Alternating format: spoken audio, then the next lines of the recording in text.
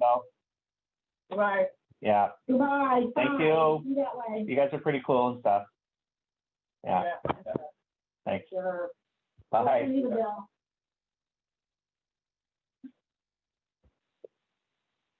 Can you guys hear me?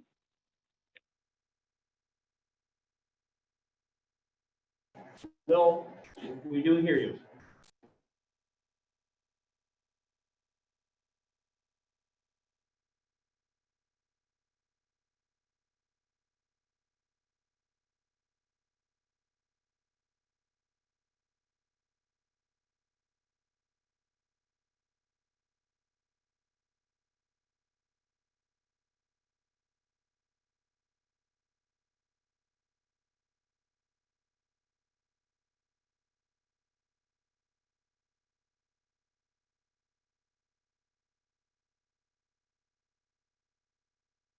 (884th) meeting of the Board of Directors of MSAD27. Roll call. Keith Jandro, Here. Kurt Susi, Here. Jacob Terrio, Toby Jandro, Here. Barry Willett here, Gary Sibley here, Sarah Ashley. Here. Adjustments to the agenda. Because this is a special board meeting, we would need unanimous consent to adjust the agenda. And I sent an email this morning to you that Jill Kelly has made a recommendation to hire 2 educational technician one-on-ones. As chance would have it, only one of them responded to her today. So if it would be okay with you, I would like to adjust the agenda to add a new hire of 1 educational one-on-one at FKES. So move. Second. Any discussion? All those in favor? Unanimous. So on adjustments to agenda, with that in mind, Gary, I heard from Dan. He sent a draft. He's going to be available to talk to us about it. So I'd like to move to amend the agenda to add a brief executive session to discuss the letter with the lawyer at the end of the meeting. That's my motion. Second. Any discussion? All those in favor? Unanimous.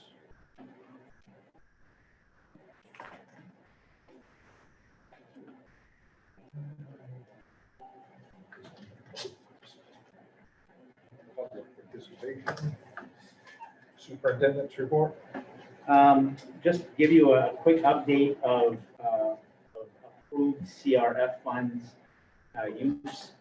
I had a facilities tour with Sarah and Keith last Friday, and as we were going through the facilities, started to dawn on me that some of the updates that we may need to do here do have a direct impact because of COVID-19. So one of the things we talked about was the intercom system. If we do not have an intercom system that functions appropriately, connects to all the classrooms all the time, if we need to send out some important information to staff and students directly related to the school closure or remote learning or whatever, we just would not have that ability with our current system. So that's one of the things that we flagged as we were walking and talking. Another area of the school, this school, that we examined was the locker rooms. And for those of you that attended Fort Kent Community High School, the locker rooms that you remember are still the locker rooms today.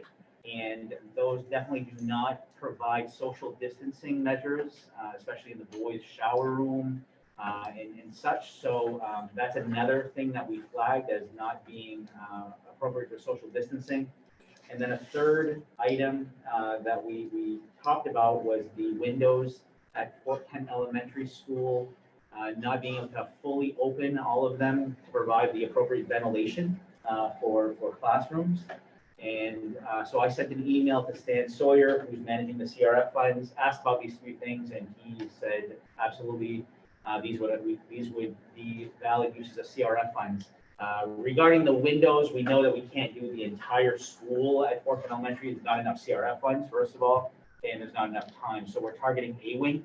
And so right now, Peter and Rudy are scrambling to get a quote for A-wing windows. Rudy is finalizing a quote right now for the locker room upgrades, and Third Eye Global is finalizing a quote for the intercom system, both for here and Fort Penn Elementary School. So those will be put in our application, and they'll come off of our list of to-do things that we need to do for our facilities. Ben, can I just add on, during the facilities tour, we have talked about, there's windows in each of the wings that need work, and by replacing the A-wing ones, there'd be enough parts to be able to repair some of the non-working ones in the other wings, so that makes it actually have a bigger, wider impact. So we're not compromising the other two wings because we're just doing one at this point. Right, they're actually So there's getting still the some benefits. ventilation that they need Yeah. in those. They would get improved windows where they're ones that are struggling. A-wing is the furthest wing from the biomass system, and it's the wing that is the coldest in the winter, so I think that's gonna help as well for the networks.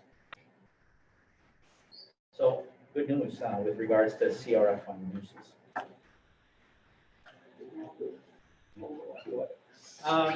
Just as I seem to do some good thinking, and sometimes it's terrible thinking, but I think it's good thinking while I'm mowing the lawn. So this weekend I was mowing the lawn and thought about athletics a little bit and this decision that the MPA has to make with regards to athletics. And I thought it would probably be best if we are proactive in what the MPA is about to decide and have a plan B ready in the event that the MPA does not want us to sponsor interscholastic activities, especially team sports like soccer and other team sports because of social distancing measures.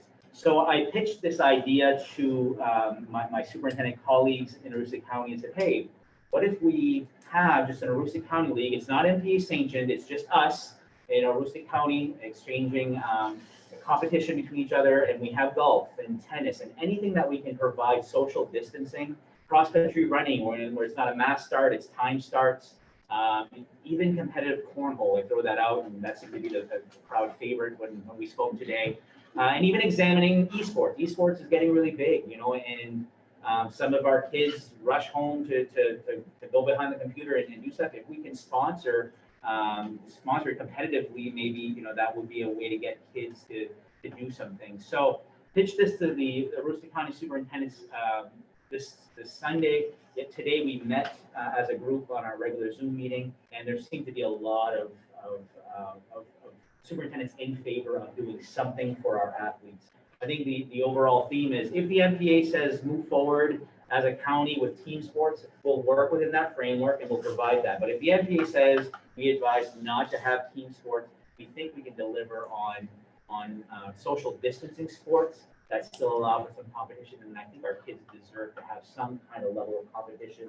I want soccer. I hope we have soccer, but I think we just need a plan B. So I'm not asking for approval from you right now. I'm just saying we have a plan B that we'll take to you in the event that the MPA decides yay or nay. So that's just food for thought for all of you. And if you have other suggestions, we even moved into the winter because we kind of think that if they cancel the fall soccer, they're probably going to cancel basketball. That's an indoor sport, but skiing is social distance, and badminton. Who doesn't love a badminton tournament? So just all. You never really get that part of it. That's it. Items of new business. We do have a recommendation for the central office receptionist, accounts payable. This was Ashley's position. There were several candidates that applied, but when Lucy and Jill Kelly went through the pool of applicants, there was actually one that had all of the requirements we were asking for in the ad. Experience with accounts payable, an accounting background, the degree, the bachelor degree in business management. So Lucy and Jill did interview last week and did some reference checks after the interview, and all were glowing. So it's without hesitation that Lucy and Jill recommend Gina Daigle for this position. Gina is currently the accounts payable and staff accountant at Northern Maine Medical Center. So that's our recommendation. So moved. Second. Any discussion? All those in favor? Unanimous.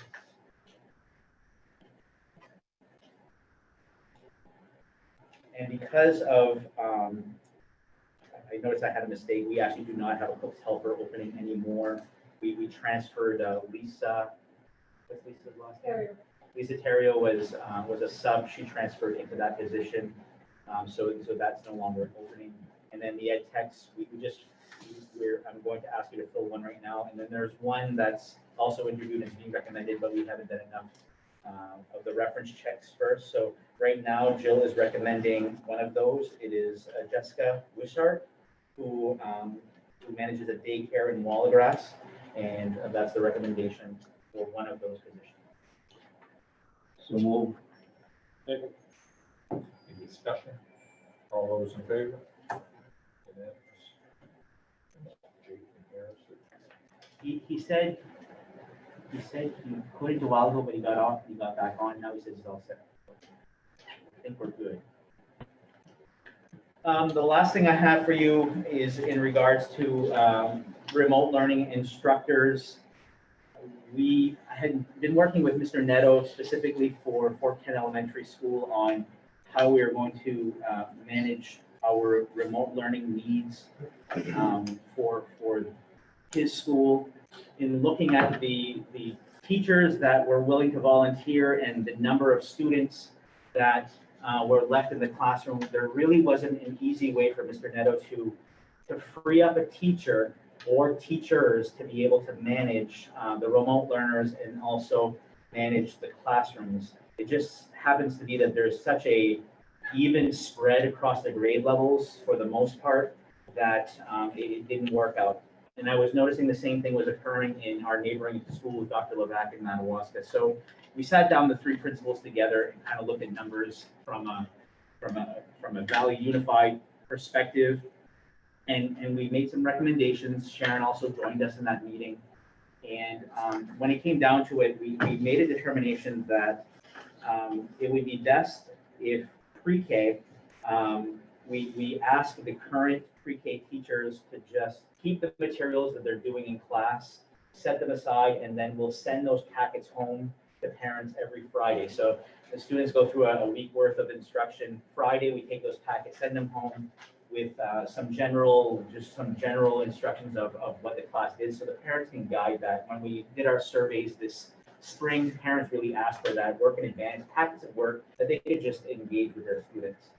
So the pre-K wouldn't need an active remote teacher because they would just receive the information from from the school. Pre-K is also not a required grade level, so we were cognizant of that as well.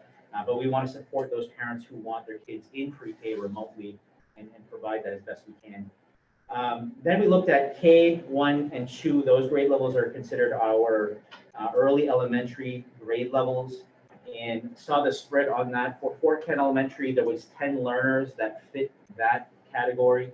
And when we combine that with Madawaska and Dr. Levac, it came out to a cohort of 22. I think right now it's 21 or 22 because some have been duplicated. And one teacher in specific, Can Neto, has volunteered to manage that. And Robbie and I met with Can to kind of go over whether or not she was sure that's something she wanted to take on. And she's extremely excited. Can knows the grade levels because she works with a variety of grade levels in her role as reading specialist. So we were kind of excited that she was willing to take that on. The problem became with 3, 4, 5, and 6, where it was too much of a large cohort to try to make one group. We had been having discussions with the teachers union about grade 6 possibly following the same guidance as the other middle school, 7th and 8th grade, where they're essentially following their class schedule. And we actually had some parents that had, requested that would be so much easier from their 6th grade learners to follow a class schedule. So I know Robbie's been speaking with his teachers about creating, similar to what they have here at the middle high school, a block-like schedule. So it's not 7 classes a day. It's 3 or 4 classes for 6th graders, where the students could tune into their class or access the video. We'd ask our 6th grade teachers to record their lessons, like the 7th through 12th grade teachers, access their video on Google Classroom so that they can essentially follow what the class is doing. We think 6th grade is able to handle that. So that would leave a cohort for grades 3, 4, 5, and 6. Here for FPS, it would be 16, but through the Valley Unified, it would actually be 23 or 24. And we thought that hiring a teacher specific to this cohort, who would be our remote learning teacher for the year for the 3 schools, in the event that the numbers get so small that we have to put it back into a regular role, this teacher could continue the remote learning. It would be just a 1-year position, because we don't know what's going to happen beyond this school year. If all the kids go remote, this teacher would keep her cohort. So these kids would stay with this teacher for the year. That would be their teacher. And it would help provide that level of security that we always have, that remote teacher. In looking at how to make that determination for funding, I did share with you in my notes, thought that simply a cost share percentage might be the best way to do it, simply because those numbers will change. And when we reevaluate in November at the end of the first quarter, that cost share may change, and we may have to reapportion what that looks like based on that change. So it's a moving target, but we thought that would probably be the best way to approach it. So what we're asking from all of you, because CAN is our employee, we would essentially be approving a contracted service to the other 2 districts for CAN services. And then for the other employee, because we're the fiscal agent for Valley Unified, this person would be hired as an MSAD27 employee under Valley Unified, because we're the fiscal agent. And again, we would contract this service out to the other 2 districts as well. For us specifically, SAD27, Sharon has carry forward monies from a class size reduction in Title 2A that is more than enough to fund our share of the additional teacher. CAN is already budgeted for us, so we're only going to get revenue from her, cost sharing out to the other 2 districts. But for the other teacher, we have some carry forward funds from Title II. We also have CRF funds, because this is directly a CRF position. So if we want to use that first before the title monies, we could do that as well.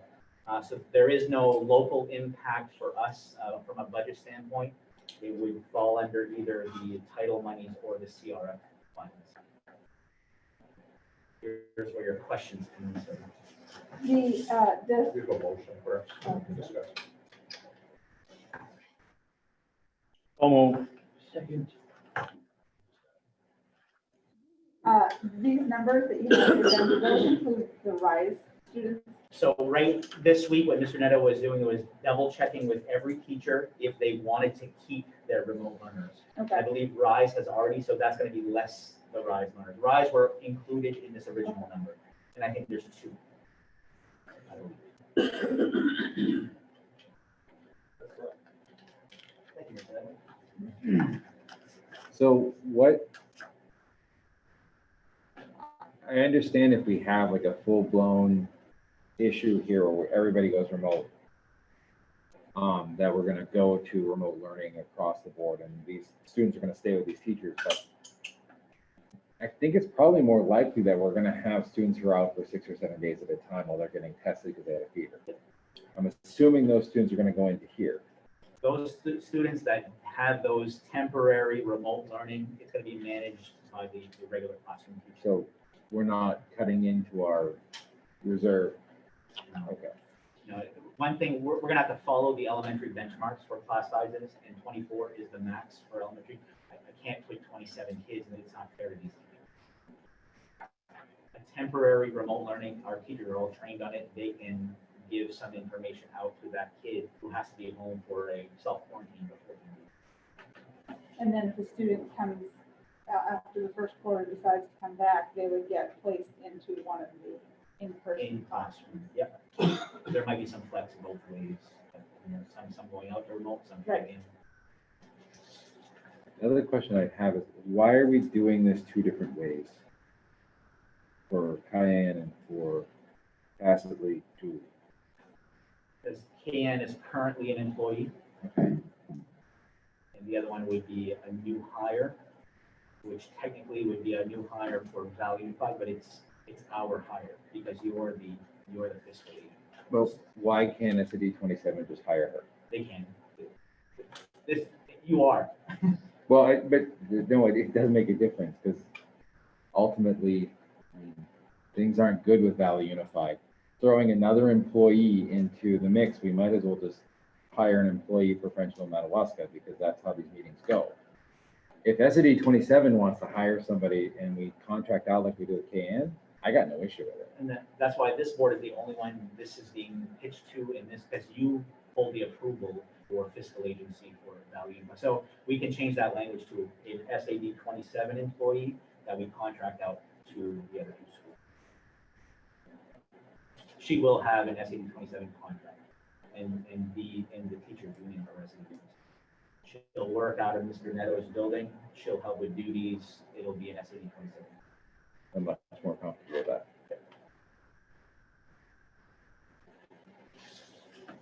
Ben, who would be taking over Ms. Neto's responsibilities, her current responsibilities? Mr. Netto, did you want to answer that question? Yeah, so, when all this came out, we talked to Ms. Houston, who does a lot of our Title I program at KDS. One of the things that you guys helped us out with earlier this year was approving a viewing at Tech. So one of the things we're going to be doing, and this is where everybody has to carry a little bit of a weight of these recruits, right? Where Title I is going to be focusing a lot on our younger grade levels. This would be K2, and then in that 2 and 3 range in viewing, that's where Lisa's going to be able to help us with some support. A little bit of moving people around to be able to get everything covered. Great. And when you talked about how this is going to be paid for, are you thinking annually, quarterly? I mean, how are we going to do that? Quarterly invoicing to the other two districts, because the numbers will change, the percentages will change. Any further discussion? All those in favor?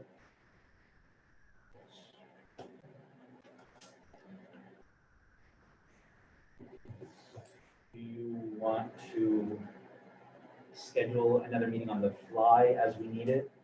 Or do you want to schedule something in stone and hold to it? I don't know if there's going to be anything in the works or not. You still have, This big thing would be with sports. yeah. Yeah. So we can wait till that comes out and I ask you for a meeting at that time. We know that's coming on the 27th, right? We deferred it for 2 weeks. What? Yeah. Last week was supposed to be the announcement, and then they said, well, we're gonna come out this week. Today there was supposed to be a sports medicine committee that met, and there's not, I don't. I'd be more comfortable, given how MPA tends to act or not act, to just set a date certain for our next meeting, especially since things are constantly evolving. Sure. I mean, I'd hate for something awful to happen and us to have to convene a meeting on the fly as opposed to just having us here talk about it. When's our next meeting scheduled for? Our next regular meeting. The regular meeting is for the 21st of September. I think we should have one sooner than that. Yeah.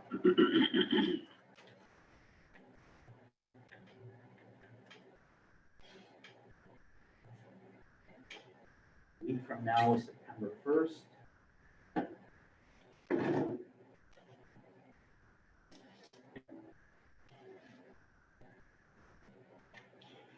I would offer that you'd wait at least a couple of weeks. I think maybe the 21st is maybe a little too late, but a couple of weeks into the school year, it's going to it's going to reveal a lot of different things relative to what's happening in our buildings, how the students are adjusting. This is a major change. I'm telling you, it's not. I mean, I've been in this school now for 2 days. There are a lot of serious changes taking place, and kids are going to have to adapt. And so we're going to have to really keep an eye on that, because I think, these are certain numbers that we have right now, but they may possibly change. So So 2 weeks from now is like the 7th or 8th, right? Tuesday, September 8th, Wednesday, September 9th. 8 works for me. Works for me. Does a 4 o'clock work, or would you prefer something later?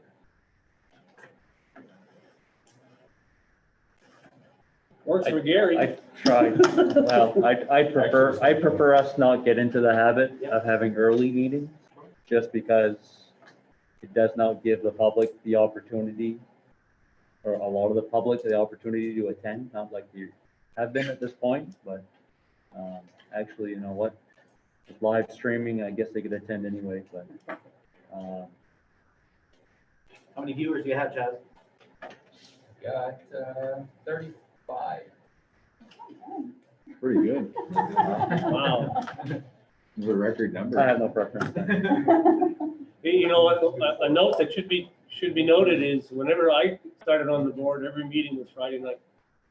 Every meeting was Friday night. I'll say that again, every meeting was Friday night. But when you started the board, the drinking age was 18. That's correct, Tony. 4 o'clock in the night. 4 o'clock in the night. There's one item on the agenda that we Yeah. didn't get to. Oh, did we? Pre-K. Oh, yes, we're not done.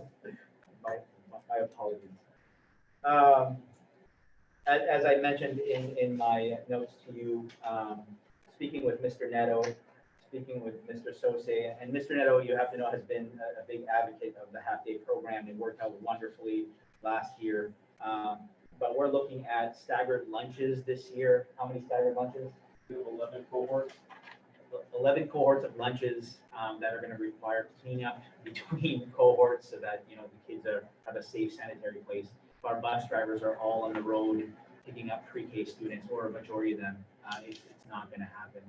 So the ask here is to revert back to our original 2-day, full-day pre-K with the 5th day for intervention of those students that need it the most.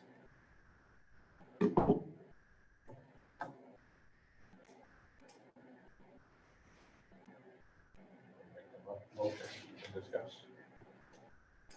So moved. Okay. Is there any discussion? This obviously is temporary, It's not our preference. right? But it's a need for this year. If COVID goes away before the turn of the next semester, then maybe we can readjust. But for cleaning to the classrooms and stuff, it would be a lot easier.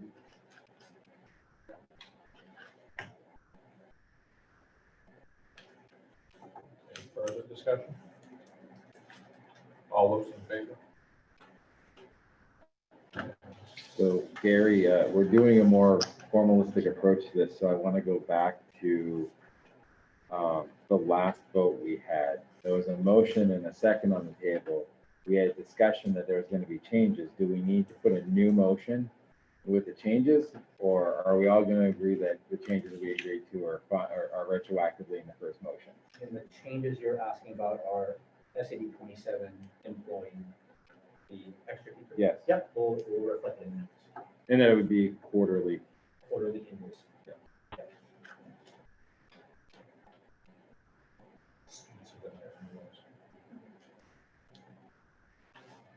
The quarter. Oh, well, sorry. Yeah. So yeah, the new teacher would not be for Valley Unified, the teacher would be for MSAD contracting out too.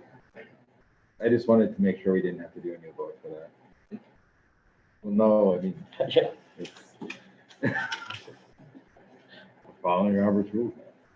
All right, we have a motion for executive session. So moved. I'll second that. All in favor? Yes.